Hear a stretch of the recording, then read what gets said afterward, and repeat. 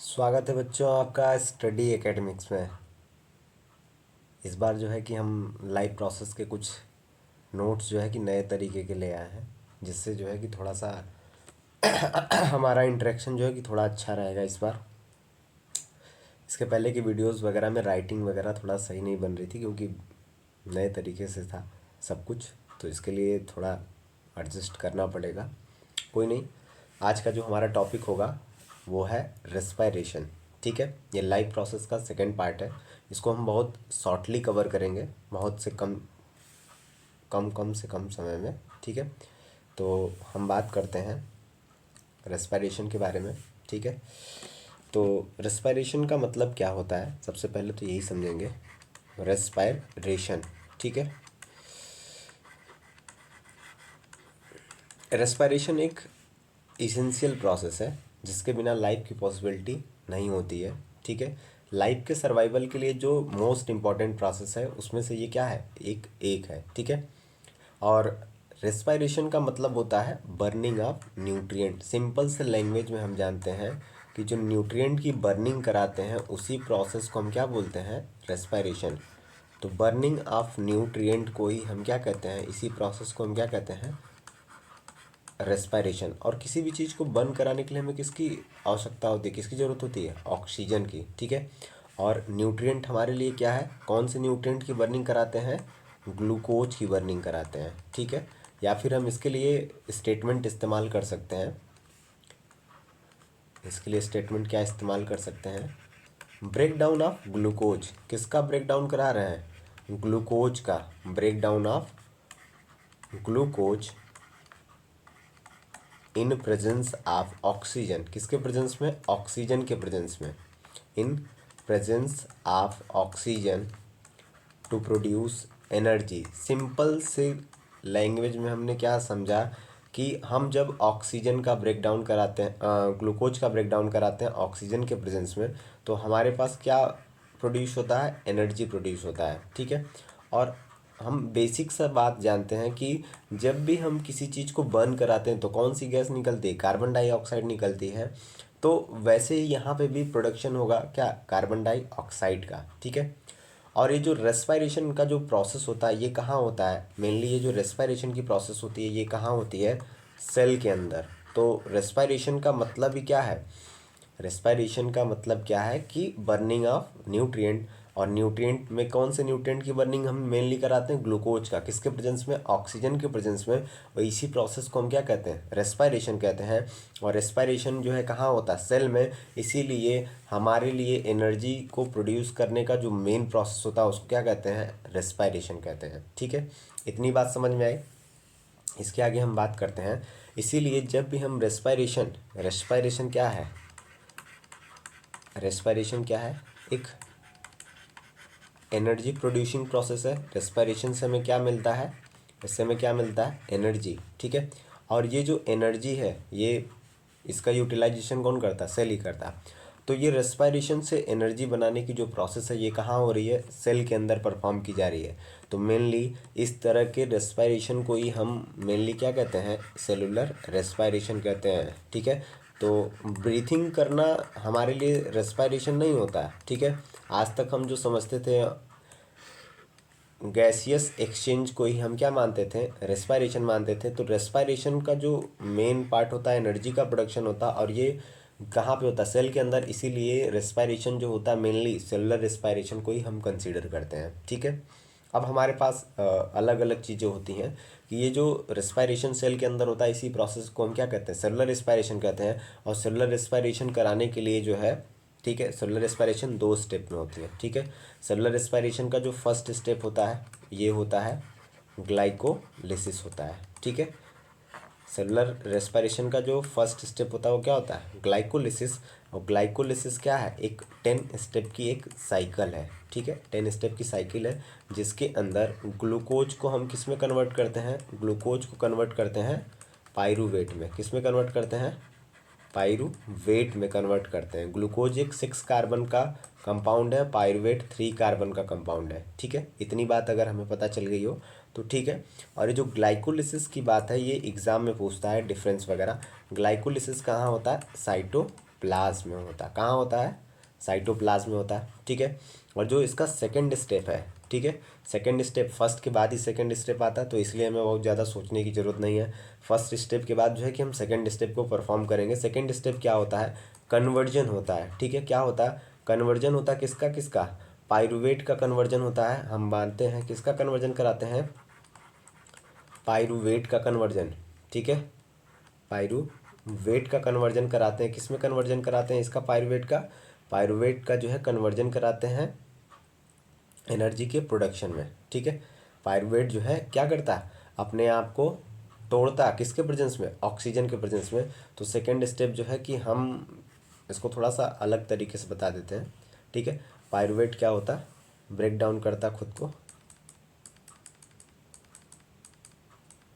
Second step जो है थोड़ा सा नीचे बताते हैं। सेकेंड स्टेप क्या होता है हमारा? पाइरूवेट का हम क्या कराते हैं? ब्रेक डाउन कराते हैं ऑक्सीजन के प्रेजेंस में। और क्या प्रोड्यूस होता है? एनर्जी। क्या प्रोड्यूस कराते हैं? एनर्जी, ठीक है। अब ये जो प्रोसेस है, इसी प्रोसेस के बेस पे हम रेस्पायरेशन के दो टाइप करते हैं, ठीक है। इस प्रोसेस के बेस पे ही पाइरूवेट के ब्रेक डाउन के बेसिस पे हम क्या करते हैं? रेस्पायरेशन के दो टाइप्स हम देखते हैं, ठीक है। रेस्पायरेशन के दो टाइप, ठीक है। रेस्पायरेशन जो हमारे पास दो टाइप के होते हैं। रेस्पायरेशन के कितने टाइप होते हैं? दो टाइप। और ये जो किसके बिहाफ पे है? On the basis of break down of pyruvate, ठीक है। पाइरूवेट किस तरीके से टूट रहा उसके बेसिस पे हमारे पास रेस्पायरेशन दो तरह के होंगे। एक होगा एरोबिक रेस्पायरेशन और एक होगा एन एरोबिक रेस्पायरेशन, ठीक है। ये बहुत बेसिक सी बात है, ठीक है। एरोबिक रेस्पायरेशन किसके प्रेजेंस में होगा? ऑक्सीजन के प्रेजेंस में होगा, ठीक है। ऑक्सीजन का क्या होना चाहिए? प्रेजेंस होना चाहिए। किसके लिए? किसके ब्रेकडाउन के लिए? ऑक्सीजन का प्रेजेंस किसके ब्रेकडाउन के लिए? पाइरूवेट के ब्रेकडाउन के लिए, ठीक है। पाइरूवेट का ब्रेकडाउन अगर ऑक्सीजन के प्रेजेंस में हो रहा है तो इस तरह के रेस्पायरेशन को हम क्या कहेंगे? Aerobic respiration. और ऑक्सीजन जो है क्या है? एब्सेंट है, ठीक है। यहाँ पे हम लिख देते हैं, कन्फ्यूजन ना हो। ऑक्सीजन अगर एब्सेंट है तो हमारा जो ब्रेकडाउन पाइरूवेट जो है इसके प्रेजेंस में जो ब्रेक डाउन नहीं कर रहा है, पाइरूवेट का जो ब्रेक डाउन है अगर इसके प्रेजेंस में नहीं हो रहा है तो इस तरह के रेस्पायरेशन को हम क्या कहते हैं? Anaerobic respiration. इतनी बात समझ में आई, ठीक है। और हम थोड़ा सा बेसिकली रेस्पायरेशन का मतलब ये नहीं होता कि जो हम एक्सचेंज करते हैं गैसियस का उसको उस पार्ट को हम रेस्पायरेशन नहीं कहते। वो रेस्पायरेशन का क्या है? बस एक पार्ट है, ठीक। इतनी बात हमें पता होनी चाहिए, ठीक है। हम समझते हैं और बाकी चीज़ों को समझ रहे हैं, ठीक है। तो रेस्पायरेशन क्या है? रेस्पायरेशन के बारे में बात कर रहे हैं। रेस्पायरेशन क्या है कि एक प्रोसेस है जिसके द्वारा हम क्या कराते हैं? फूड को बर्न। फूड का मतलब क्या है? फूड किसका कंपोजिशन है? न्यूट्रिएंट का कंपोजिशन है। तो ब्रेक डाउन ऑफ फूड या ब्रेक डाउन ऑफ न्यूट्रिएंट, ठीक है। तो respiration is a process by which nutrient और food is burn in the cell. कहाँ इसका बर्निंग प्रोसेस हो रहा है? सेल के अंदर बर्निंग प्रोसेस हो रहा है, ठीक है। और किसके हेल्प से हो रहा है? ऑक्सीजन के हेल्प से, ठीक है। ऑक्सीजन के हेल्प से। एक सेकेंड, एक जो बात हमारी छूट गई पीछे, हम बात कर लेते हैं इसमें। अगर हमारा रेस्पायरेशन एरोबिक है, ठीक है, एरोबिक है मतलब ये जो पाइरूवेट का ब्रेकडाउन ऑक्सीजन के अंदर हो रहा है, ये कहाँ पे होता है? ये जो सेलुलर रेस्पायरेशन का जो कंडीशन होता है, सेकेंड स्टेप होता है, वो कहाँ होता है? ये अक्सर जो है माइटोकॉन्ड्रिया में होता है। अक्सर जो है माइटोकॉन्ड्रिया में होता है, सेल के माइटोकॉन्ड्रिया में, ठीक है। एनारोबिक रेस्पायरेशन का जो फॉर्म है हमें दो तरीके से देखने के लिए मिलता है। एक ईस्ट सेल के अंदर देखने के लिए मिलता है और दूसरा जो है हमें कहाँ देखने के लिए मिलता है? मसल सेल में देखने के लिए मिलता है, ठीक है। जब पाइरूवेट का ब्रेकडाउन ऑक्सीजन की कमी की वजह से होता है तो मसल सेल के अंदर क्या प्रोड्यूस होने लगता है? Lactic acid. क्या प्रोड्यूस होता है? लैक्टिक एसिड, ठीक है। ये बात ध्यान देना है कि जब ऑक्सीजन की कमी में पाइरूवेट का ब्रेकडाउन हो रहा है मसल सेल के अंदर, कौन सी सेल के अंदर? मसल सेल के अंदर, तो वहाँ पर क्या बनता है? Lactic acid. और अगर वहीं ईस्ट की सेल के अंदर पाइरूवेट का ब्रेकडाउन ऑक्सीजन के एब्सेंट में हो रहा है तो इस प्रोसेस को हम बोलते हैं फर्मेंटेशन। इस प्रोसेस को क्या बोलते हैं? फर्मेंटेशन। और इसका इकोनॉमिकल या फिर इंडस्ट्रियल इम्पोर्टेंस बहुत अच्छा है। इसका हम यूज करते हैं एल्कोहल के फॉर्मेशन में। इसके रिजल्ट के तौर पे क्या प्रोड्यूस होता है? एल्कोहल। और साथ में एनर्जी, साथ में क्या बनता है? एनर्जी बनता है, ठीक है। और इसके लैक्टिक एसिड के भी साथ क्या बनता है, एनर्जी का फॉर्मेशन होता ही है, ठीक है। और पायरुवेट का जब ब्रेक डाउन होगा तो क्या क्या बनेगा, कार्बन डाइऑक्साइड, ऑक्सीजन के प्रेजेंस में कार्बन डाइऑक्साइड, एनर्जी का प्रोडक्शन और वाटर का, ठीक है। ये सारी चीज़ें बनती ही हैं हमारे पास, तो ये थोड़ा सा हमें कर लेना चाहिए अभी से। रेस्पिरेशन इतना जो है कि यही बेसिक है और यही मेन है, अगर हम समझ लेते हैं तो बाकी सारा चीज़ हमारा क्या है, क्लियर है, फिर हमें कोई दिक्कत नहीं होगा, बाकी सारे स्टेटमेंट हमें आसानी से समझ में आ जाएंगे, ठीक है। हाँ, ठीक है। तो हम रेस्पिरेशन पे थे। रेस्पिरेशन क्या है कि respiration is a process by which food is a burned in a cell. Cell के अंदर क्या करा रहे हैं, बर्निंग करा रहे हैं फूड का। ये सीबीएसई के लिए एकदम फैक्ट टू फैक्ट जो है, सारे नोट्स जो है कि एकदम फैक्ट टू फैक्ट है। इसके अलावा कुछ भी जो है कि आपके एग्जाम में नहीं आएगा, और ये पूरे सिलेबस को डिटेल्ड वे में कम से कम समय में कवर करेगा। इस बात को आप ध्यान रखिएगा, अगर आप इसको छोड़ते हैं तो आप अपना नुकसान कर रहे हैं, क्योंकि लाइव प्रोसेस 9 मार्क्स के जो है पोर्शन को कवर करेगा। तो ऐसा नहीं सोचिए कि ये जो है कि बहुत ज़्यादा इधर उधर है, ठीक है। तो देखिए, रेस्पिरेशन क्या है, वो प्रोसेस है जिसके अंदर फूड की बर्निंग होती है, सेल के अंदर होती है, और ये जो है ऑक्सीजन के हेल्प से होती है, और इसके रिजल्ट के तौर पे क्या प्रोड्यूस होता है, एनर्जी, ठीक है। और ये जो प्रोसेस है एनर्जी प्रोडक्शन ऑक्सीजन के प्रेजेंस में ब्रेक डाउन, मतलब पायरुवेट का जो ब्रेक डाउन होता है ऑक्सीजन के प्रेजेंस में, ये कहाँ होता है, माइटोकॉन्ड्रिया में होता है। मतलब कि सेलुलर रेस्पिरेशन की जो 2 स्टेप है, ठीक है, ये दोनों स्टेप कहाँ हो रही है, एक स्टेप जो है साइटोप्लाज्म में हो रहा है ग्लाइकोलिसिस के फॉर्म में, दूसरा स्टेप जो पायरुवेट का कन्वर्जन है ऑक्सीजन के प्रेजेंस में कहाँ हो रहा है, माइटोकॉन्ड्रिया के अंदर हो रहा है। ये बात ध्यान देना है, ठीक है। अब जो एनर्जी प्रोड्यूस होती है ये किस फॉर्म में होती है, जैसे होता है ना कि एनर्जी के अलग अलग फॉर्म है। एनर्जी जो है लाइट एनर्जी हो सकती है, हीट एनर्जी हो सकती है, साउंड एनर्जी हो सकती है। तो यहाँ पे हीट, लाइट और इस फॉर्म में एनर्जी नहीं, यहाँ पे जो सेल के लिए एक एनर्जी का अलग ही फॉर्म होता है, जिसको हम क्या कहते हैं, एटीपी कहते हैं, adenosine triphosphate. ATP stand for adenosine triphosphate, adenosine triphosphate, ठीक है। ये बात जो है हमें याद रखना है, ट्राईफॉस्फेट, ठीक। अभी ये है डिटेल्स ये।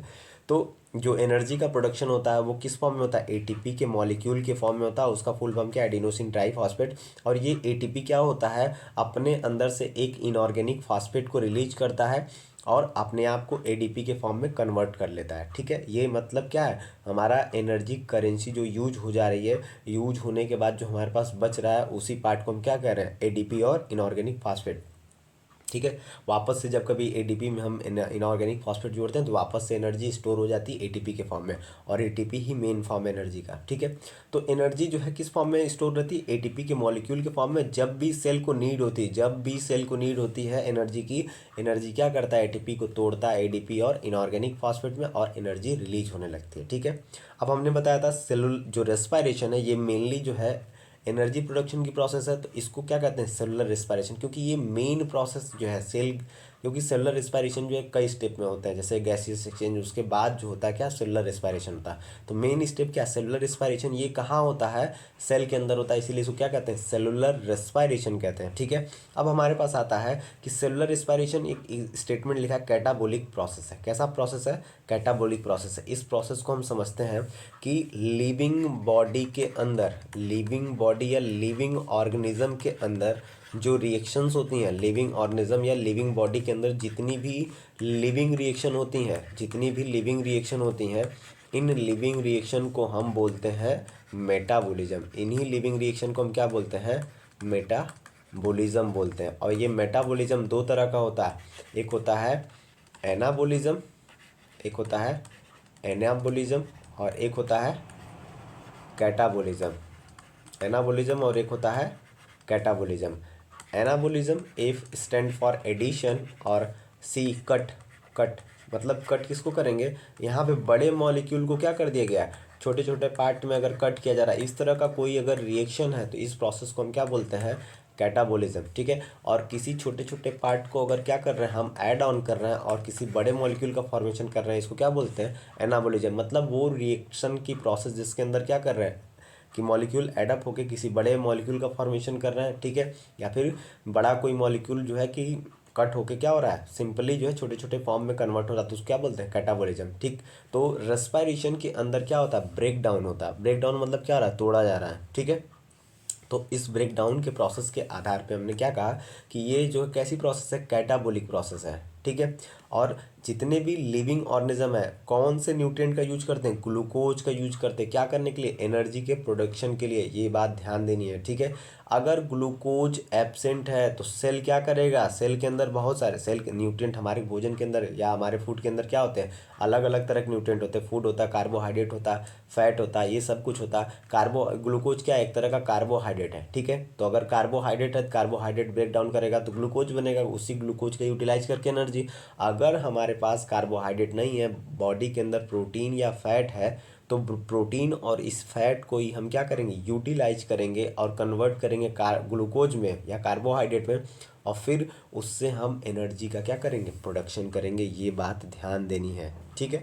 लोग जो सोचते हैं प्रोटीन को बर्न कर रहे हैं, प्रोटीन को बर्न नहीं करते हैं। बर्निंग प्रोसेस किसकी होगी, कार्बोहाइड्रेट की ही होगी।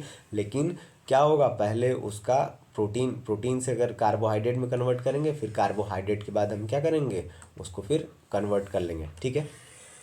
अब बात करते हैं हम कि सेलुलर रेस्पिरेशन में हमने मेन बताया था फर्स्ट स्टेप क्या है, सेलुलर रेस्पिरेशन का ग्लाइकोलिसिस है। और ये सभी लिविंग ऑर्गेनिज्म में हो, चाहे एरोबिक रेस्पिरेशन हो चाहे एनारोबिक हो, क्योंकि एरोबिक और एनारोबिक किसके बेस पे था, पायरुवेट के ब्रेकडाउन में। तो पायरुवेट बनाने के लिए, पायरुवेट जब तक बन रहा था, ग्लूकोज से पहले क्या हो रहा था, ग्लूकोज से सबसे पहला स्टेप था पायरुवेट बनाना। ग्लूकोज से क्या स्टेप था, पायरुवेट बनाना। और इसी स्टेप को हम क्या कहते हैं, ग्लाइकोलिसिस कहते हैं। इसी स्टेप को हम क्या बोलते हैं, ग्लाइकोलिसिस। अब अगर पायरुवेट का ब्रेकडाउन ऑक्सीजन के प्रेजेंस में हो रहा है तो हमारा कौन सा रिस्पायरेशन होगा, एरोबिक। और अगर ऑक्सीजन के एब्सेंट में हो रहा है तो ये क्या हो जाएगा, एनारोबिक हो जाएगा। यही बात हमें समझनी है, अगर वहाँ नहीं समझ में आई तो यहाँ समझ सकते हैं, ठीक है। तो अगर एरोबिक रिस्पायरेशन है, एरोबिक है, तो एनर्जी का प्रोडक्शन होगा और क्या होगा, कार्बन डाइऑक्साइड होगा और वाटर वगैरह बन सकता है, ठीक है। और अगर एनारोबिक है तो इसमें भी दो स्टेप, दो प्रोसेस हमने बताए थे। एक जो है फर्मेंटेशन हमने बताया था, फर्मेंटेशन कहाँ हो रहा है, ईस्ट सेल के अंदर। और एक जो है लैक्टिक एसिड फॉर्मेशन हो रहा था, एक जो है लैक्टिक एसिड का फॉर्मेशन, ये कहाँ हो रहा था, मसल सेल के अंदर हो रहा था। ये बात ध्यान देनी है, यही बात ध्यान देनी है, इसी को फोकस करना है, ठीक है। तो फर्स्ट स्टेप क्या है, ग्लाइकोलिसिस है। अब चाहे एरोबिक रेस्पिरेशन चाहे एनारोबिक हो, ये कहाँ हो, ये प्रोसेस ग्लाइकोलिसिस की होनी है। और ये कहाँ होती है, साइटोप्लाज्म में होती है। ये बात ध्यान देनी है, कहाँ होती है, ये साइटोप्लाज्म में होती है। लोग जो है कि शॉर्टली रिवाइज चक्कर में क्या है, बहुत सारी चीज़ों को क्या करते हैं, छोड़ देते हैं, पॉइंट वाइज जो है नहीं करते, ठीक है।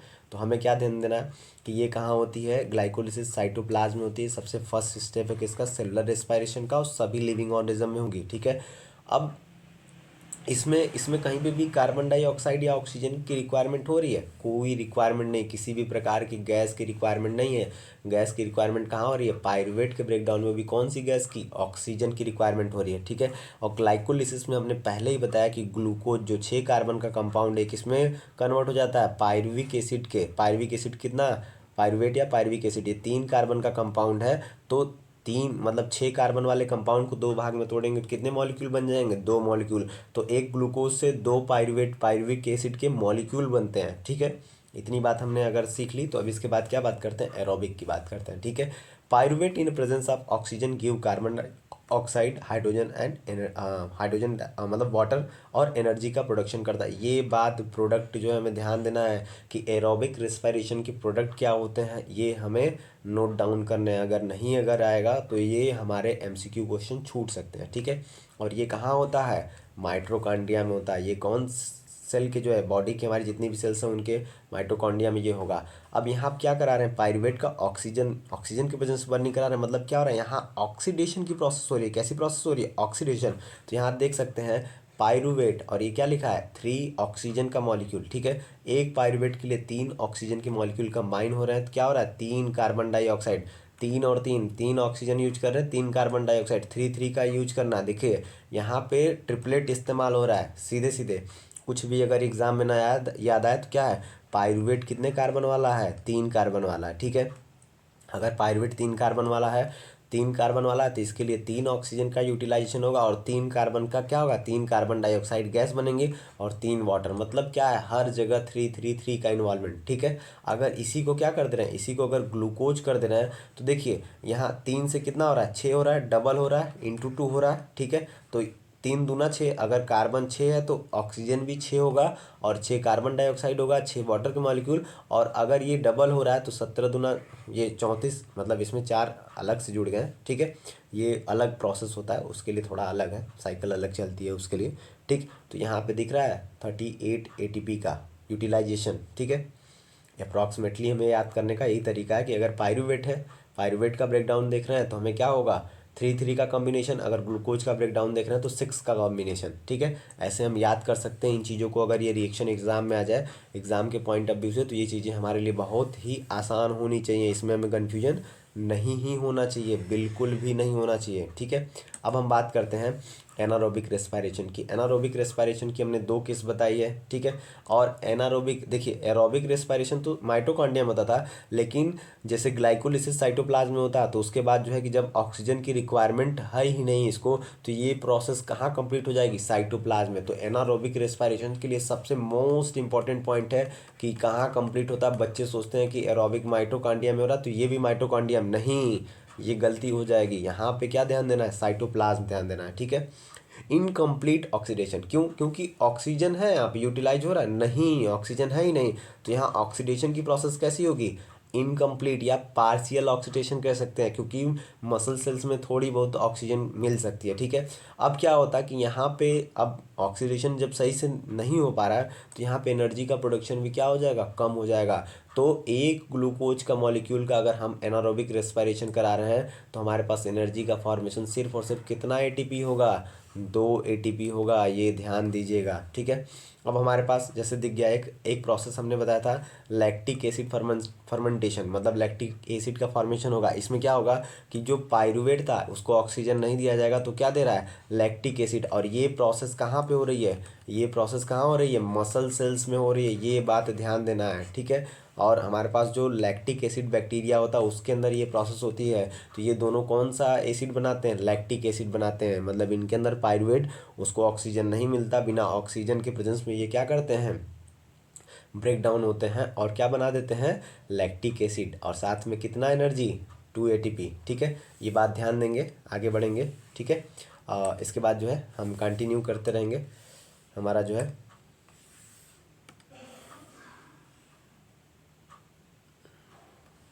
हाँ, एल्कोहलिक फर्मेंटेशन। ठीक है, और हमने दूसरा भी बताया था जिसमें अल्कोहल का फॉर्मेशन हो रहा था। इसमें क्या होता है, पायरुवेट किसका किसका प्रोडक्शन कराता है, इथेनॉल का। पायरुवेट क्या देता है, इथेनॉल देता है। और ये प्रोसेस कहाँ होती है, ईस्ट में, ये बात हमने सबसे पहले बताई है। और अब इसके पहले अब थोड़ा सा हम एक फ्लो चार्ट देख लेते हैं कि ग्लूकोज का किस तरीके से क्या होता है, ब्रेक डाउन होता है। ठीक है, ये हमारा रहा ग्लूकोज। ग्लूकोज साइटोप्लाज्म में, इसमें ऑक्सीजन का रिक्वायरमेंट नहीं होता। ये साइटोप्लाज्म में कौन से प्रोसेस से ब्रेक डाउन हो रहा है, ग्लाइकोलिसिस की प्रोसेस से ब्रेक डाउन हो रहा है। क्या बन रहा है, पायरुवेट, और कुछ अमाउंट, कुछ एनर्जी का।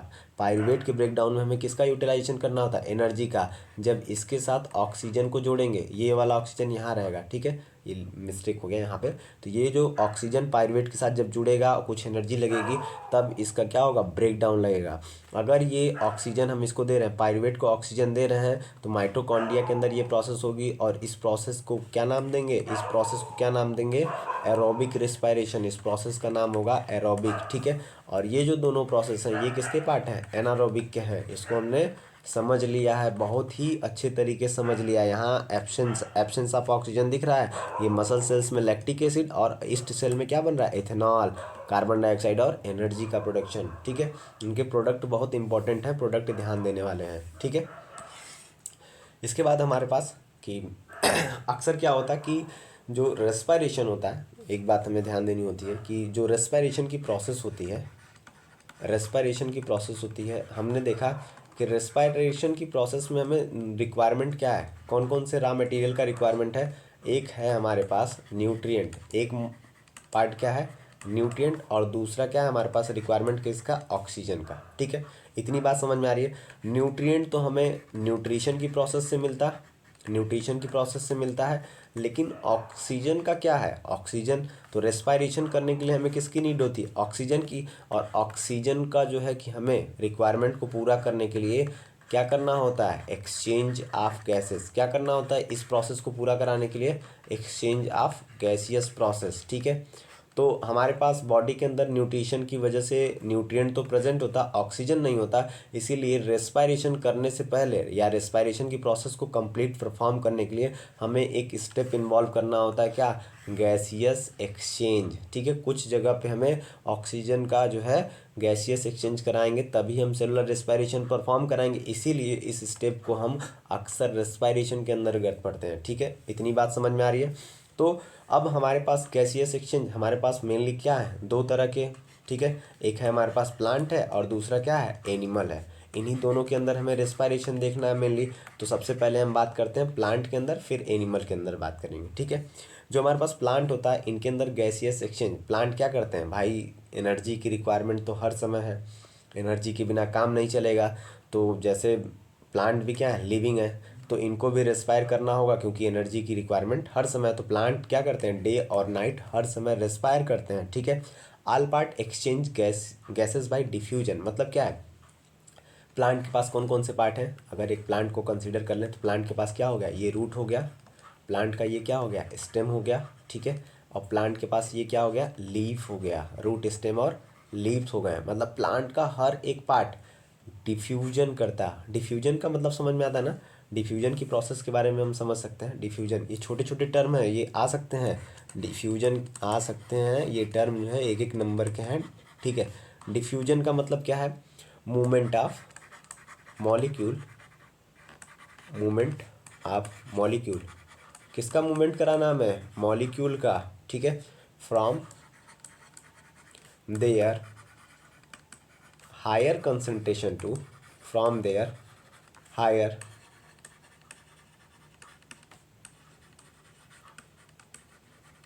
concentration to their lower concentration, ठीक है। यही प्रोसेस को हम क्या कहते हैं, डिफ्यूजन कहते हैं। तो इसमें बहुत परेशान होने की बात नहीं है, छोटा मोटा प्रोसेस है। कहीं पे भी अगर मान लो कि ऐसे समझ सकते हैं, यहाँ मॉलिक्यूल का ढेर लगा हुआ है, ठीक है, यहाँ मॉलिक्यूल का कंसंट्रेशन क्या है, ज़्यादा है, तो अक्सर जो है चीज़ें कहाँ ज़्यादा से कहाँ की तरफ जाती हैं, ज़्यादा से हमेशा कम की तरफ जाती हैं। इसी प्रोसेस को हम क्या कहते हैं, डिफ्यूजन। बस यही हमें समझ लेना है और कुछ नहीं समझने की ज़रूरत है, ठीक है। तो हमारे पास क्या था कि जितने भी प्लांट के पार्ट होते हैं ये गैसियस एक्सचेंज किसके माध्यम से करते हैं, डिफ्यूजन। मतलब बाहर अगर गैस ज़्यादा है तो और अंदर कम है तो बाहर से गैस कहाँ जाएगा, अंदर। अगर अंदर गैस ज़्यादा है, बाहर अगर कम है तो अंदर से गैस कहाँ जाएगा, बाहर जाएगा, ठीक है। अब इतनी बात अगर समझ में आ गई तो आगे बढ़ते हैं, ठीक है, हम बढ़ते हैं आगे, ठीक। अब बात करते हैं हर एक पार्ट की, प्लांट के हर एक पार्ट की, ठीक है। Leave from air, carbon dioxide from plant tissue diffuse through stomata of leave. क्या कहा गया है कि ऑक्सीजन का जो होता है रिक्वायरमेंट, ऑक्सीजन कहाँ से एक्सचेंज होता है, एयर से होता है। अब कार्बन डाइऑक्साइड कहाँ होता है, प्लांट की टिश्यू से होता है। अब ये कब की बात, ये कौन से प्रोसेस के थ्रू इन्वॉल्वमेंट किया गया है, यहाँ पे ध्यान देना, यहाँ फोटोसिंथेसिस को ध्यान में रखते हुए नहीं कहा गया, यहाँ पे किसको ध्यान में रखते गया, रेस्पायरेशन को ध्यान में रखते हुए कहा गया कि अगर प्लांट रेस्पायरेशन कर रहा है तो जाहिर सी बात है रेस्पायरेशन में यूटिलाइजेशन ऑक्सीजन का होगा, तो प्लांट जो है बाहर से एटमॉस्फेयर से क्या करेगा, ऑक्सीजन यूटिलाइज करेगा और रेस्पायरेशन के रिजल्ट के तौर पे क्या बनेगा, इसको हम सही कर सकते हैं ऐसे कार्बन डाइऑक्साइड, इसको सही कर सकते हैं ऑक्सीजन। तो प्लांट क्या बनाए, कार्बन डाइऑक्साइड, तो प्लांट टिश्यू से कार्बन डाइऑक्साइड डिफ्यूज हो जाएगा कहाँ, लीव्स के थ्रू होते हुए स्टोमेटा से बाहर, ठीक है। अब क्या है कि ये तो रेस्पायरेशन के दौरान है ना। अब क्या होता है कि दिन के समय में अब क्या होता है कि कब प्रोसेस कौन सी होती है और किस प्रोसेस में क्या चीज़ें बनती, उसके आधार पे प्लांट में कुछ चीज़ें डिफरेंट होती है। ये तो बेसिक सी बात थी। अब दिन के समय में क्या होता है कि प्लांट क्या परफॉर्म करते हैं, फोटोसिंथेसिस की प्रोसेस परफॉर्म करते हैं। फोटोसिंथेसिस की प्रोसेस का मतलब समझ में आ रहा है कि प्लांट जो है कार्बन डाइऑक्साइड का फर्दर यूटिलाइज करता है। अभी तो हमने कहा निकालता, लेकिन क्या है, जब फोटोसिंथेसिस अगर प्लांट कर रहा है तो उस दौरान प्लांट क्या करेगा, कार्बन डाइऑक्साइड को यूटिलाइज करेगा, उसका यूज करेगा और उस कार्बन डाइऑक्साइड से ऑक्सीजन प्रोड्यूस करेगा। और प्लांट के अंदर ऑक्सीजन की मात्रा अधिक होगी तो कुछ प्लांट का कुछ पार्ट क्या करेगा, ऑक्सीजन को यूटिलाइज करेगा और रेस्पिरेशन की प्रोसेस करेगा, जो एक्स्ट्रा ऑक्सीजन होगा उसको बाहर निकाल लेगा। मतलब क्या है कि डे टाइम में प्लांट क्या कर रहा है, डे टाइम में प्लांट क्या कर रहा है, ऑक्सीजन को रिलीज कर रहा है, क्योंकि प्लांट के पास बहुत ज़्यादा ऑक्सीजन है। इसीलिए पौधे क्या देते हैं हमें, सुबह के समय में ऑक्सीजन प्रोवाइड करते हैं, या हम बोलते हैं कि फ्रेश ऑक्सीजन हमें मिलता है। ठीक है, अब क्या होता है कि अब जो कार्बन दिन के ही समय में जो कार्बन डाइऑक्साइड रेस्पिरेशन के दौरान तैयार हुआ, अब फर्दर वो प्लांट क्या करता है, यूज कर लेता है। तो दिन के समय में क्या हो रहा है कि ऑक्सीजन तो फोटोसिंथेसिस ज़्यादा हो रही है, अगर ऑक्सीजन ज़्यादा बन रहा है तो कुछ ऑक्सीजन यूज होगा, बाकी जो है रिलीज हो जाएगा। ठीक है, लेकिन कार्बन डाइऑक्साइड रेस्पिरेशन के दौरान बन रहा है, वो कार्बन डाइऑक्साइड किस लिए यूटिलाइज हो जाता है, फोटोसिंथेसिस के लिए। इसीलिए कार्बन डाइऑक्साइड दिन में रिलीज ही नहीं होता बिल्कुल भी। यही बात ध्यान देना है कि दिन में प्लांट क्या सिर्फ रिलीज करता, ऑक्सीजन, और किसकी वजह से, फोटोसिंथेसिस की वजह से। लेकिन यही रात के समय में अब प्लांट को फोटोसिंथेसिस नहीं करना, प्लांट फोटोसिंथेसिस नहीं कर रहा है, no photosynthesis, no photosynthesis occurring. ठीक है, इसीलिए क्या है, कार्बन डाइऑक्साइड जो रेस्पिरेशन की वजह से, किसकी वजह से, रेस्पिरेशन की वजह से जो प्रोड्यूस हो रहा है, इसका यूटिलाइजेशन प्लांट नहीं कर पाता। और इसी यूटिलाइजेशन न होने की वजह से जो प्लांट है रात के समय में क्या रिलीज करता है, नाइट में क्या होता है, नाइट में जो प्लांट होता है ये क्या रिलीज करता है, कार्बन डाइऑक्साइड को रिलीज करता है। इसीलिए लोग बोलते हैं रात के समय में पेड़ पौधे क्या छोड़ते हैं, क्या निकालते हैं, कार्बन डाइऑक्साइड, लेकिन दिन के समय में क्या देते हैं, ऑक्सीजन देते हैं। ये हमारा जो है मैटर अक्सर कंफ्यूज करके रखता है हमको। ठीक है, ये बात ध्यान देना। ठीक है, एस्टम की बात करते हैं कि exchange of gases occur through either stomata या लेंटिकल्स। ठीक है, इससे में क्या होता है, स्टोमेटा, अरे बार बार शब्द आ रहा है स्टोमेटा। स्टोमेटा होता क्या है, स्टोमेटा तो पढ़ चुके हैं पिछले। ये क्या होते हैं, टीनी पोर लाइक स्ट्रक्चर होते हैं, छोटे छोटे पोर, छिद्र होते हैं। ठीक है, किसके बने होते हैं, गार्ड सेल के बने होते हैं। किसके बने होते हैं, गार्ड सेल के बने होते हैं। किसके, गार्ड सेल के। ठीक है, ये बात ध्यान दिया जाएगा। ठीक है, अब आगे से चल रहे हैं। ठीक, रूट क्या करते हैं, ऑक्सीजन को कहाँ से लेते हैं। अब रूट वाला पार्ट कहाँ होता है, रूट वाला पार्ट कहाँ होता है, सॉइल के अंदर होता है। ठीक है, रूट वाला पार्ट कहाँ है, सॉइल के अंदर है। अब सॉइल के अंदर क्या है, सॉइल के अंदर ऑक्सीजन डिजॉल्व है। यही ऑक्सीजन क्या करता है, रूट एक अपना जो है यूटिलाइज करता है। ठीक है, अब हमने प्लांट के अंदर जो है पढ़ लिया गैसियस एक्सचेंज। अब गैसियस एक्सचेंज किसके अंदर पढ़ेंगे, एनिमल्स के अंदर पढ़ेंगे। किसके अंदर पढ़ेंगे, एनिमल्स के अंदर। इतनी बात ध्यान देनी है। ठीक है, अब जो है एनिमल्स के पास क्या होते हैं कि अलग अलग रिस्पायरेटरी ऑर्गन होते हैं। प्लांट बेचारे जो है सिंपल से, इनके पास कोई रिस्पायरेटरी ऑर्गन नहीं, लेकिन एनिमल्स के पास क्या होते हैं, रिस्पायरेटरी ऑर्गन होते हैं। अब यही काम जो है बढ़ गया हमारा। अब क्या है, अलग अलग एनिमल के अलग अलग रिस्पायरेटरी ऑर्गन को हमें पढ़ने होंगे।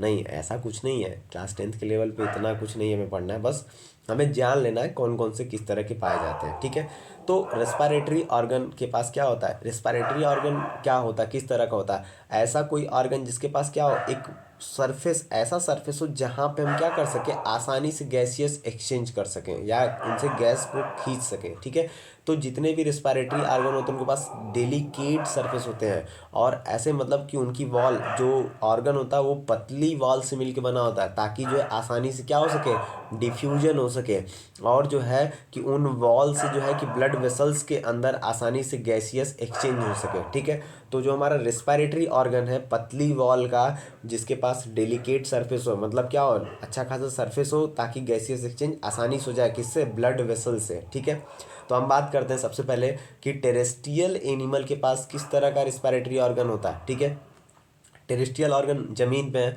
तो एटमॉस्फेयर से कनेक्टेड है, तो टेरेस्ट्रियल ऑर्गन ऑक्सीजन को ऑब्टेन करेंगे कहाँ से, एयर से ऑब्टेन करेंगे। कहाँ से ऑब्टेन करेंगे, एयर से ऑब्टेन करेंगे। ठीक है, अर्थवर्म की स्किन जो होती है, अर्थवर्म क्या कर रहा है, एयर से तो कनेक्टेड है, एटमॉस्फेयर मतलब जितने भी टेरेस्ट्रियल ऑर्गेनिज्म है एयर से ऑक्सीजन ले रहे हैं। तो अब अर्थवर्म क्या कर रहा है, एयर से ही ऑक्सीजन ले रहा है, लेकिन किसके थ्रू, कौन से ऑर्गन के थ्रू, अपने स्किन के थ्रू। इनके पास रिस्पायरेटरी ऑर्गन इनका क्या हो गया, स्किन ही हो गया। तो अर्थवर्म, अर्थवर्म स्किन, ठीक है। जो इंसेक्ट होते हैं, इंसेक्ट भी क्या होता है, इंसेक्ट के पास भी रिस्पायरेटरी ऑर्गन होता है, क्या, जिसको हम बोलते हैं ट्रैकियल सिस्टम। इंसेक्ट के पास कौन सा है, ट्रैकियल सिस्टम। अर्थवर्म क्या करता है, स्किन से लेता है। अब हमारे पास क्या बचे, एम्फीबियन भी क्या टेरेस्ट्रियल है, रेप्टाइल भी टेरेस्ट्रियल है, बर्ड मैमल, इनके पास क्या होता है, एक स्पेशल ऑर्गन होता है जिसको हम क्या कहते हैं, लंग्स कहते हैं, ठीक है। तो हमने क्या बताया, जो जमीन पे जो टेरेस्ट्रियल है, सबसे पहले अर्थवर्म याद कर लेना, अर्थवर्म अपने स्किन से, अर्थवर्म किससे, अपने स्किन से, ठीक है। बाकी जो है इंसेक्ट वगैरह जो है, ठीक है, इंसेक्ट वगैरह के पास क्या होता है, ट्रैकियल सिस्टम होता है। एम्फीबियन, रेप्टाइल और बर्ड मैमल के पास क्या होते हैं, लंग्स होते हैं, किस लिए, ब्रीथिंग के लिए। ये बात समझ में आई इतनी, ठीक है।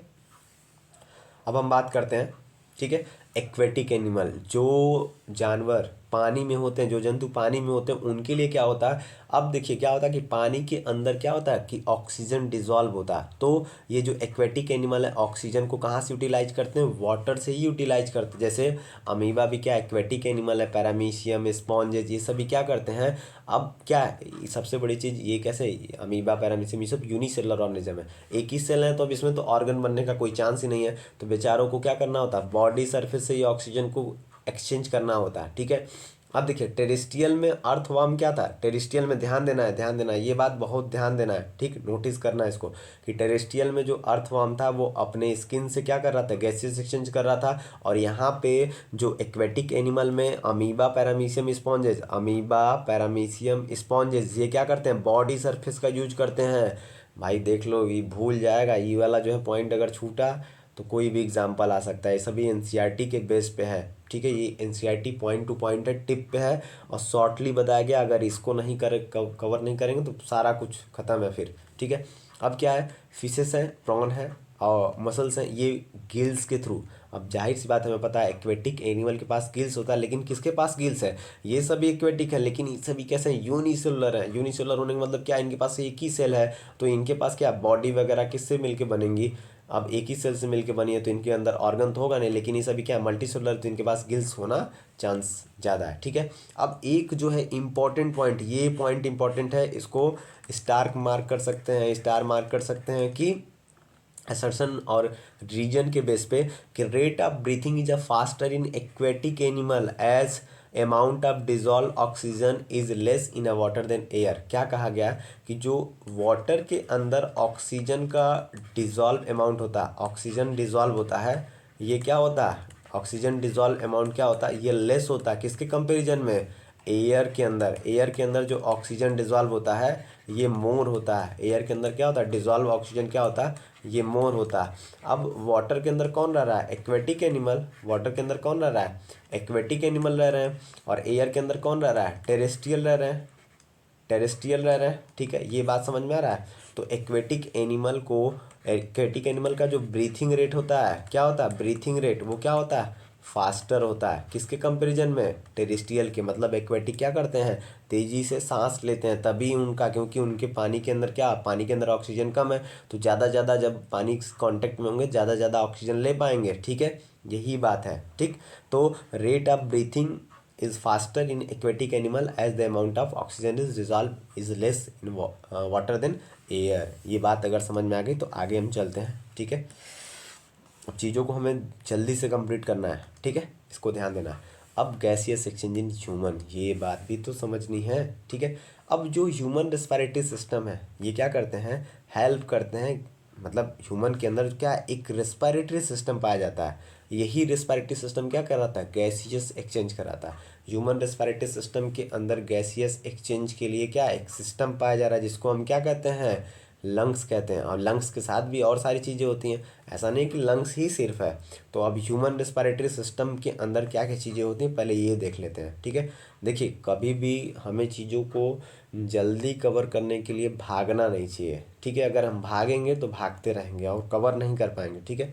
जो ह्यूमन रेस्पिरेटरी सिस्टम होता है, ह्यूमन रेस्पिरेटरी सिस्टम होता है, देखिए हमारा कोशिश यही रहेगा कि हर एक पार्ट कवर हो जाए, क्वेश्चनिंग ना हो, ठीक है। ह्यूमन रेस्पिरेटरी सिस्टम में, ठीक है, हम बात शुरू करते हैं, ठीक। नॉस्ट्रिल, नॉस्ट्रिल, नॉस्ट्रिल से शुरू होता, फिर नेसल पैसेज, नॉस्ट्रिल के बाद नेजल पैसेज, नेजल पैसेज के बाद क्या आता है हमारे पास, फेरिंग्स, फेरिंग्स, फेरिंग्स के बाद आता विंड पाइप या ट्रैकिया, इसी को क्या बोलते हैं, विंड पाइप। फिर क्या आता, ब्रोंकाई, फिर आता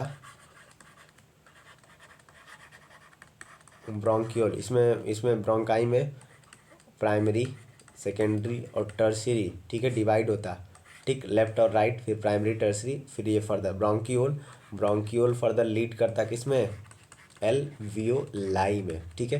तो ये वाले पार्ट कहाँ कवर होते हैं, ये वाले पार्ट जो है किसके अंदर में आते हैं, लंग्स के अंदर प्रेजेंट होते हैं, ठीक है। तो ये हमारा पूरा का पूरा पार्ट, ये क्या है, इतने को बोलते हैं, यहाँ से यहाँ तक वाले पार्ट को बोलते हैं रेस्पिरेटरी ट्रैक। इसको क्या बोलते हैं, रेस्पिरेटरी ट्रैक बोलते हैं, ट्रैक्ट, ठीक है। और ये हमारा क्या है, लंग्स। तो हमारे पास क्या है कि जो हमारा ह्यूमन रेस्पिरेटरी सिस्टम है ये दो पार्ट से मिलकर बना है। पहला पार्ट क्या हो गया, ह्यूमन, ये ह्यूमन रेस्पिरेटरी सिस्टम दो पार्ट से, पहला रेस्पिरेटरी ट्रैक्ट और दूसरा क्या हो गया, लंग्स। यही दोनों पार्ट मिल करके क्या कर रहे हैं, हमारे ह्यूमन रेस्पिरेटरी सिस्टम का फॉर्मेशन करा रहे हैं, ठीक है। तो इसमें हम बहुत सारा कुछ नहीं इन्वॉल्व करेंगे, कन्फ्यूजन हो जाएगा, ठीक है।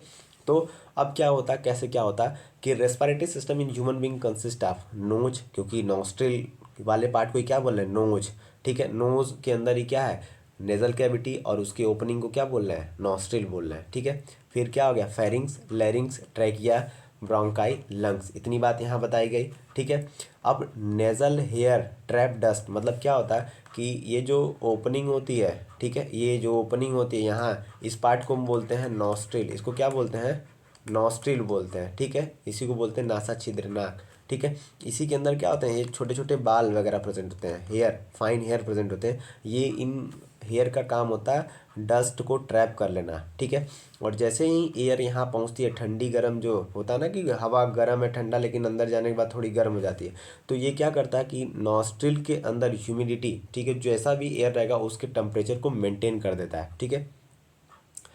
Pharynx serve as a common passage for trachea and oesophagus. तो बहुत बेसिक सी बात है कि सबसे पहले एयर कहाँ जा रहा है, नॉस्ट्रिल से कहाँ जा रहा है, नेजल पैसेज से होते हुए कहाँ जाएगा, फेरिंग्स में जाएगा, ठीक है। ये वाला पार्ट समझ में आ रहा है कि ये फेरिंग्स में जाएगा, फेरिंग्स से होते हुए कहाँ जाएगा, फेरिंग्स से होते हुए जाएगा ट्रैकिया के अंदर, ट्रैकिया, और ये रहा हमारा यूसोफेगस। दो पाइप हैं, एक जो हमारा क्या है, फुट पाइप है, और एक क्या है, ट्रैकिया है, ठीक है।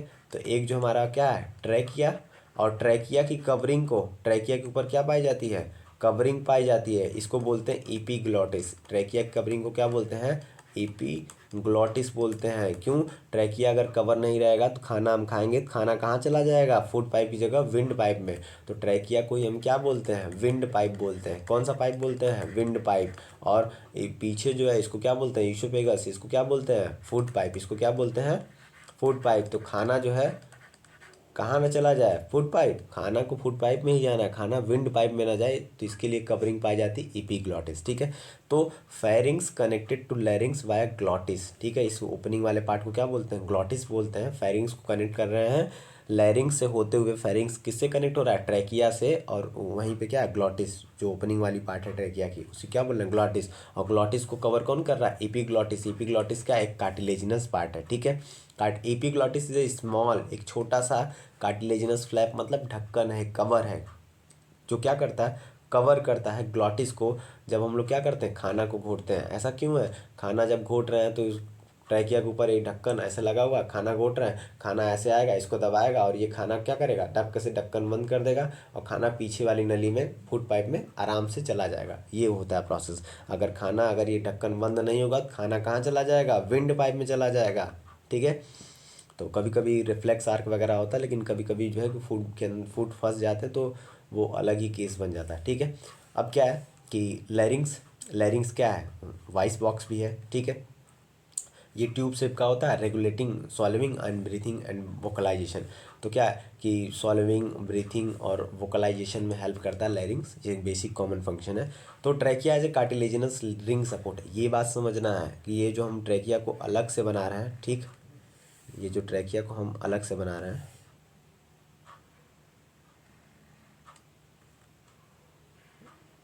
थोड़ा सा गोल मटोल ट्रैकिया हमारा, कुछ इस तरह से कार्टिलेजिनस सपोर्ट पाया जाता है, इस तरह से। और ये कार्टिलेजिनस सपोर्ट जो होता है ये सेमी सर्कुलर, मतलब क्या है, पूरी तरीके से सर्कुलर नहीं होती। ये जो कार्टिलेज अगर आप टच करेंगे तो आपको यहाँ पे महसूस होगा, बाहर की तरफ होगा, अंदर की तरफ क्या है, अंदर फूड पाइप होने की वजह से ये सेमी सर्कुलर कुछ हिस्से तक।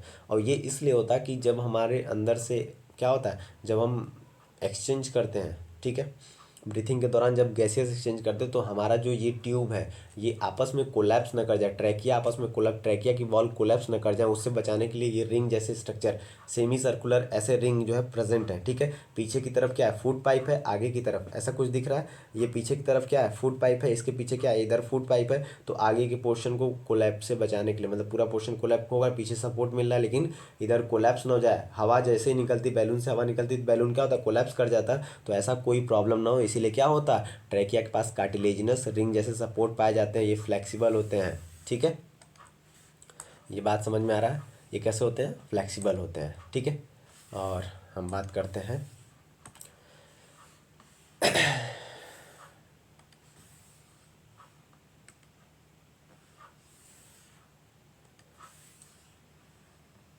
हाँ, तो अब क्या होता है कि ब्रोंकाई ओपन होता है, इसके बाद ट्रैकिया ओपन होता है, ये बात थोड़ा सा भूल गया।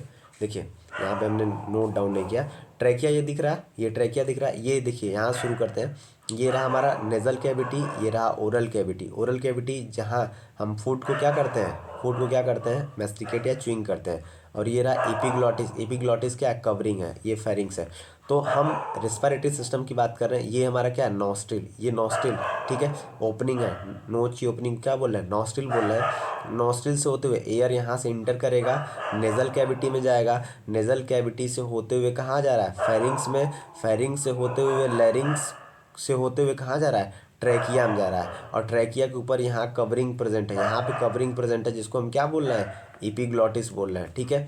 अब यहाँ से क्या हो रहा है, ट्रैकिया, और ये पीछे क्या है, पीछे क्या है, फूड पाइप है।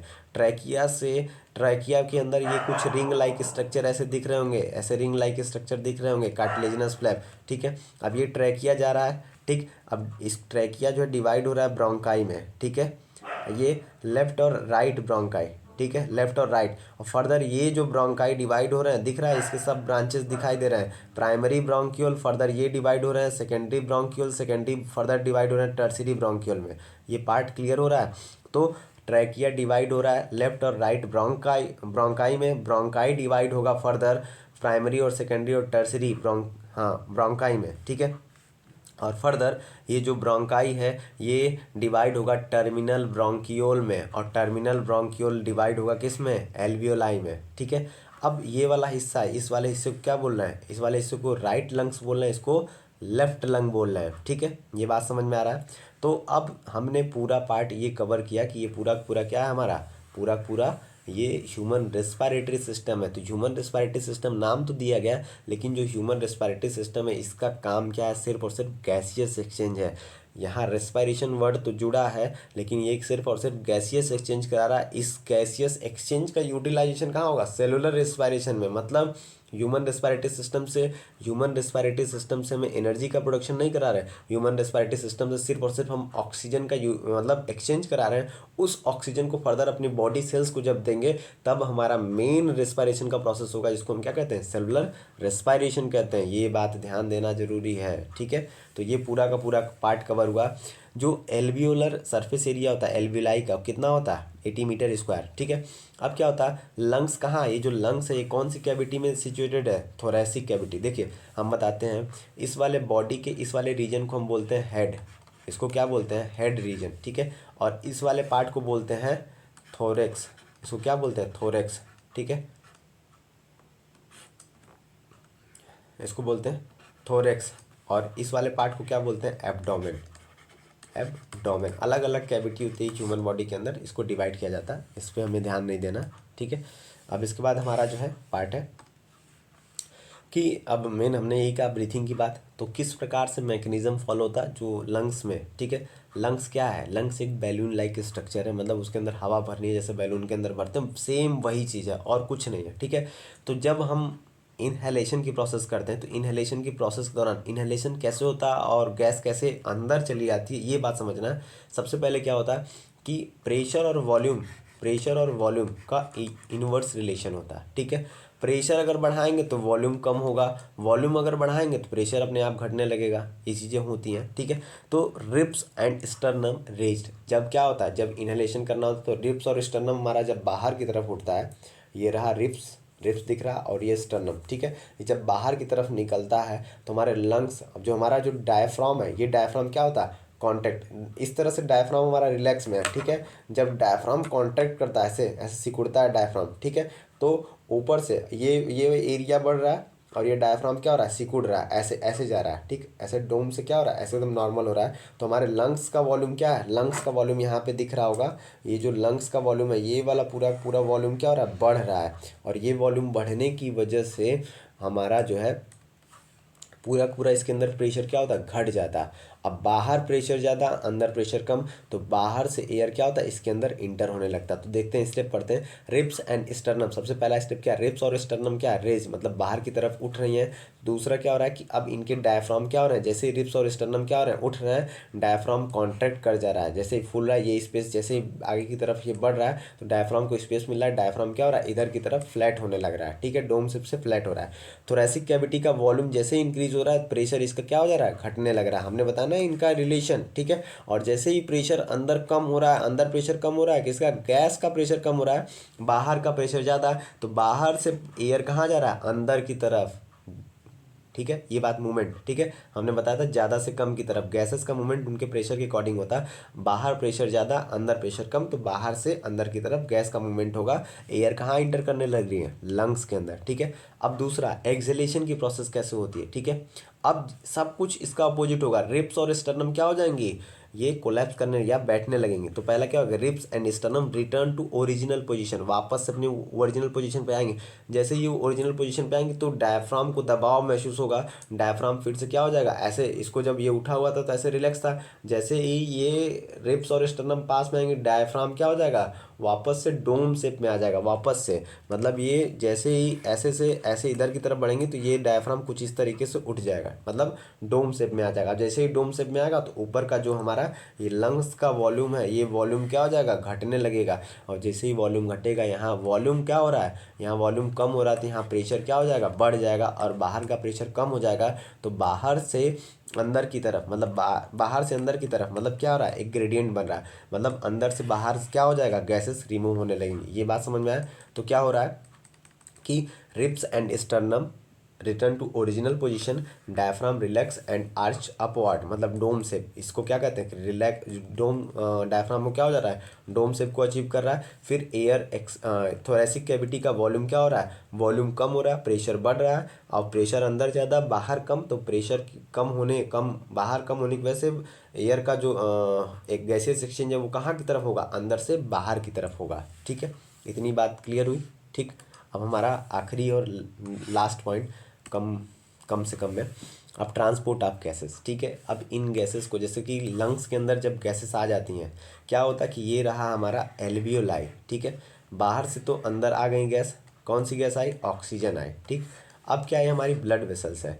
अब क्या होता है कि यहाँ पे जो ब्लड वेसल्स की जो लाइनिंग होती है, ये स्क्वेमस इपिथीलियम से, किससे, स्क्वेमस इपिथीलियम से बनी होती हैं।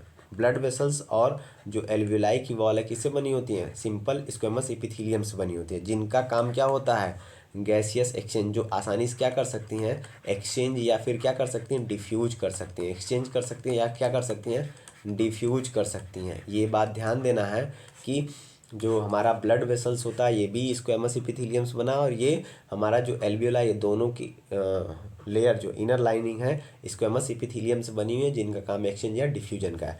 तो जैसे ही बाहर से अंदर इनहेलेशन की प्रोसेस से ऑक्सीजन अंदर आया, अब ये ऑक्सीजन क्या हो जाएगा, किसको ट्रांसपोर्ट हो जाएगा, ब्लड वेसल्स को। अब इसके अंदर से क्या ट्रांसपोर्ट होगा, कार्बन डाइऑक्साइड एल्वियोलाई को चला जाएगा। ठीक है, अब यहाँ से इनहेलेशन हो गया, अब एक्सहेलेशन के थ्रू कार्बन डाइऑक्साइड क्या हो जाएगा, बाहर निकल जाएगा, और ये ऑक्सीजन कहाँ पहुँचा दिया जाएगा, बॉडी की सेल्स तक। बॉडी की सेल्स को ये क्या कर दिया जाएगा, ऑक्सीजन दे दिया जाएगा, और यहाँ फर्दर क्या, यहाँ से CO2 को ट्रांसपोर्ट कर दिया जाएगा वापस से ब्लड वेसल आएगा। तो ये प्रोसेस क्या होगा, साइक्लिक मैनर में परफॉर्म होगा। ठीक है, अब क्या होता कि ऑक्सीजन को ले कौन आता और कार्बन डाइऑक्साइड को कौन ले जाता, ये बात भी इंपॉर्टेंट है, ब्लड वेसल्स में कौन कंबाइन करता है। तो यहाँ पहले देख लेते हैं, यहाँ O2 कन्फर्म कर लें, और यहाँ क्या है CO2। O2 और CO2 are transport from one place to another blood in dissolve state. मतलब क्या है, ब्लड के अंदर इनका ट्रांसपोर्टेशन हो रहा है, किस स्टेट में, डिजॉल्व, मतलब ये ब्लड के अंदर घुलित मात्रा में एक जगह से दूसरी जगह जाते हैं। ठीक है, अब gaseous exchange take place by diffusion, क्योंकि यहाँ गैसियस एक्सचेंज किसके किसके बीच में, जो हमारा एल्वियोलाई और ब्लड वेसल्स के बीच में डिफ्यूजन के माध्यम से गैसियस एक्सचेंज हो रहा है। ठीक है, यही बात बोला गया है, at alveolar surface oxygen is taken from air to get supplied to all tissue. मतलब बाहर से क्या हो रहा है, एल्वियोलाई के अंदर बाहर से एयर से ऑक्सीजन आ रहा, और ये ऑक्सीजन ब्लड के थ्रू हमारे बॉडी सेल्स को दिया जा रहा है। ये सिंपल सा बात है कि अगर समझना हो तो ऑक्सीजन एयर से कहाँ से आ रहा है, एयर से कहाँ आ रहा है, एल्वियोलाई में, और एल्वियोलाई से कहाँ जा रहा है, ब्लड वेसल से कहाँ जा रहा है, सेल्स को जा रहा है। ठीक है, और यहीं बात करें कार्बन डाइऑक्साइड की, ये कहाँ से आ रहा है, ये सेल से आ रहा है, ये कहाँ से आ रहा है, सेल से आ रहा है। ठीक है, और सेल से कहाँ आएगा, ब्लड वेसल्स में, ब्लड वेसल से कहाँ जाएगा, एल्वियोलाई में जाएगा, एल्वियोलाई से कहाँ जाएगा, एयर में जाएगा। यही सिंपल सी प्रोसेस है। ठीक है, अब ट्रांसपोर्ट कौन करता, ऑक्सीजन का हीमोग्लोबिन करता। ब्लड के अंदर एक हीमोग्लोबिन नाम का मतलब एक प्रोटीन कंटेनिंग पिगमेंट होता है, जिसको कहते हैं आयरन कंटेनिंग प्रोटीन। ठीक है, ये पिगमेंट जो होता है इसको हीमोग्लोबिन कहते हैं, इसी की वजह से ब्लड का कलर रेड होता है। एक ऑक्सीजन के पास एफिनिटी होती है 4 ऑक्सीजन को बाइंड करने की। ठीक है, और ये हीमोग्लोबिन RBC के अंदर प्रेजेंट होता है। ठीक है, और ये क्या करता है, 97% ऑक्सीजन को ट्रांसपोर्ट करता है। कौन सा कॉम्बिनेशन, किस तरीके से डिसॉल्व करके, ऑक्सी हीमोग्लोबिन का कॉम्बिनेशन ब्लड में बनाता है, और हर एक ब्लड बॉडी सेल्स तक ऑक्सीजन सप्लाई करता है। अब क्या होता है, कार्बन डाइऑक्साइड, ब्लड के अंदर एक आयन प्रेजेंट होता है जिसको बोलते हैं बाइकार्बोनेट आयन। तो कार्बन डाइऑक्साइड क्या होता है, बाइकार्बोनेट के अंदर डिसॉल्व होकर के ट्रांसपोर्ट होता कहाँ से कहाँ तक, इस मैनर को फॉलो करते हुए। ठीक है, इतना हमारा कंप्लीट हुआ। ठीक है, थैंक यू।